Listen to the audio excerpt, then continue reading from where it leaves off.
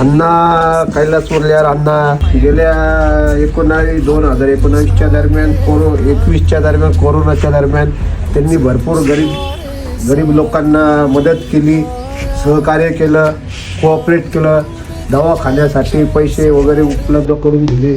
हे अण्णा ज्यावेळेस वॉर्डात आपल्या उभं राहिलेले तर आपण सगळ्या लोकांनी त्यांना निवडून द्यावा.